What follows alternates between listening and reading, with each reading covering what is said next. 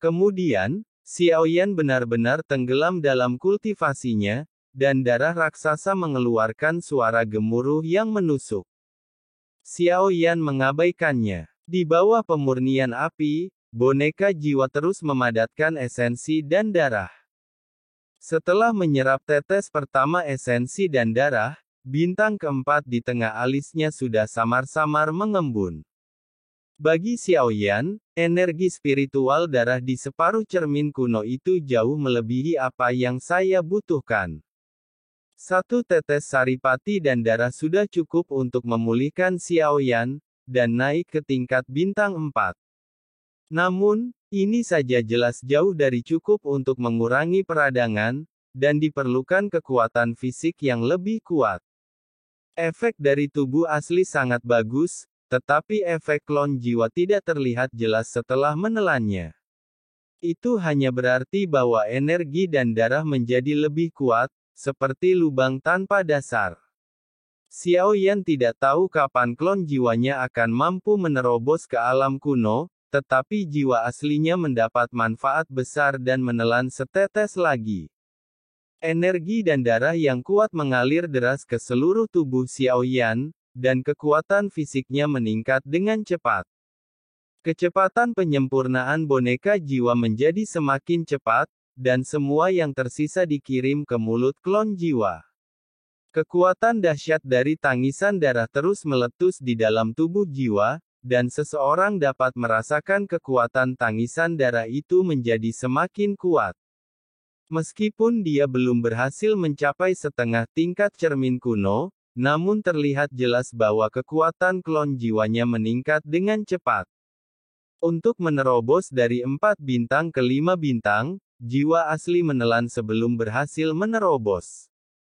Memang lebih sulit sekarang daripada sebelumnya apa yang dikatakan Dewa Hantu itu. Namun, setelah kembali ke jiwa bintang 5, Xiaoyan tidak tahu apakah itu hanya ilusinya, tetapi dia dapat dengan jelas merasakan bahwa tubuh fisiknya tampaknya lebih kuat daripada ketika dia memiliki jiwa bintang 5 sebelumnya. Pelatihan Xiaoyan tidak berhenti di situ, dan tubuh fisiknya belum mencapai batasnya. Dia menelan 2 tetes esensi dan darah sekaligus, dan darah yang ganas terus membasuh daging dan darah. Darah yang cukup kuat menghilang, dan kemudian mengembun menjadi daging dan darah serta tulang yang lebih kuat. Xiaoyan sudah takjub dengan peningkatan klon jiwanya. Pada saat ini, darah dalam tubuhku sedang berevolusi. Alasan mengapa klon jiwa dapat berkembang begitu cepat adalah karena ia terobsesi dengan darah dewa yang Anda murnikan saat itu. Akan tetapi, darah yang terkandung dalam separuh tubuh dewa kuno ini tidak murni, melainkan juga mengandung darah dewa. Itu tidak dapat mencapai tingkat kemurnian, tetapi masih jauh lebih kuat daripada tubuh aslinya, sehingga memiliki efek yang baik pada tubuh aslinya, tetapi efeknya pada klon jiwa jauh lebih buruk. Bahkan jika semuanya diserap, sulit bagi klon jiwa untuk menyentuh setengah dari reruntuhan kuno. Oleh karena itu, Xiaoyan tidak menghabiskan banyak energinya. Darah diserap oleh klon jiwa. Sebaliknya, ia dilestarikan dan tubuh aslinya diperbaiki semaksimal mungkin. Tetapi jelas bahwa Xiaoyan meremehkannya. Namun, Xiaoyan jelas meremehkan esensi dan darah yang terkandung dalam boneka jiwa ini. Dalam sekejap mata, ia telah mengumpulkan 5 botol penuh. Terlihat dengan mata telanjang bahwa tubuh boneka jiwa itu layu dengan cepat. Mirip seperti ramuan obat, ia dimurnikan dengan api, untuk mengurangi peradangan. Kali ini, untuk menerobos ke jiwa bintang 6, Xiaoyan menelan 10 tetes penuh saripati darah, dan setelah terobosan itu, dia perlahan-lahan merasakan tekanan yang datang dari tubuh fisiknya. Tubuh fisiknya memberitahu bahwa ia hampir mencapai batasnya, tetapi Xiaoyan tidak berhenti di situ. Metode latihannya selalu gila, jadi ini bukan batasnya. Namun kali ini, butuh waktu lebih lama untuk menembus jiwa bintang 7. Bahtera tidak pernah tenang sejak Xiao Yan mengasingkan diri. Anda masih tidak memiliki kesempatan untuk menang. Ratu perlahan meletakkan bidak putih di tangannya. Di seberangnya ada Ye Beijing, yang wajahnya memerah saat memegang bidak hitam di tangannya yang gemetar. Dia telah dikalahkan lagi. Mengapa dia kalah semakin cepat? Ye Beijing murka. Tidak, mari kita beralih ke hal lain. Aku tidak tahu banyak tentang ini. Sang ratu tampak acuh tak acuh. Saya tidak setuju dengan ini. Tidak peduli permainan apa yang ingin diubah Ye Beijing, itu tidak akan memengaruhi tim Fearless, dan semua orang terus memasak makanan lezat. Ye Beijing akan berhenti bermain catur. Saya belum makan yang ini, dan saya juga belum makan yang ini. Lezat, lezat. Mulut Ye Beijing penuh minyak. Wajahnya penuh kepuasan. Saat ini, tim Fearless selalu mampu membuat berbagai jenis makanan, yang membuatnya sangat bersemangat. Sang ratu menggelengkan kepalanya sedikit, dia tidak tertarik dengan hal ini.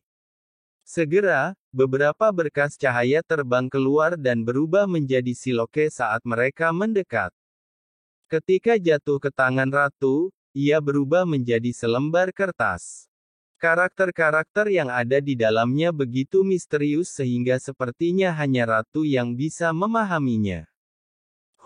Keledai-keledai botak dari alam surga barat Suan ini benar-benar berani bertindak gegabah di jajaran dewaku.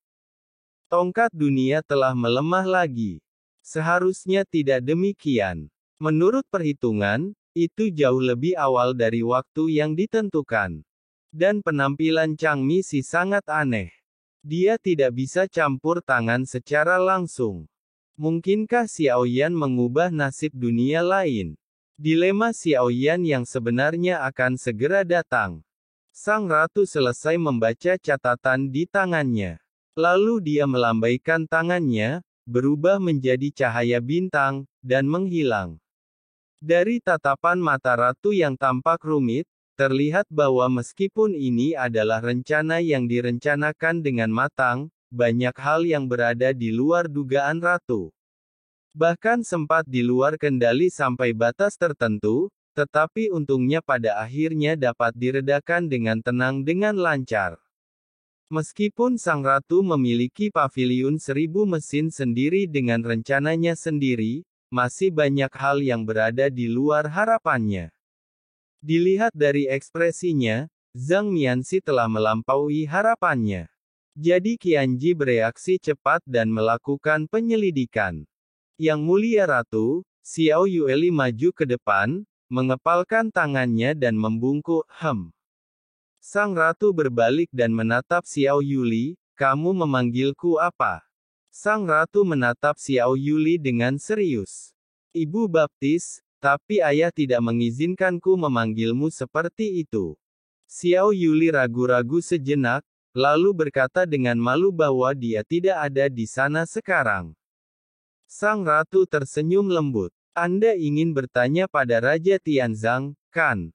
Sebelum Xiao Yuli sempat berbicara, sang ratu berbicara perlahan. Xiao Yuli mengangguk. Selain Xiao Yan, dia juga sangat peduli pada tuannya. Tidak perlu khawatir. Bisa dipahami bahwa dia sedang menyendiri dan Sensi akan menghadapi pertempuran besar. Dia adalah pasukan tempur utama, tapi lelaki tua sialan itu bahkan tidak mengatakan sepatah kata pun kepadaku. Xiao Yuli berkata dengan tidak senang. Sekarang dia memiliki Ratu Dewa Dao di Sensi. Jadi, kemana dia pergi? Raja Tianzang pergi? Xiao Yuli bertanya dengan tergesa-gesa.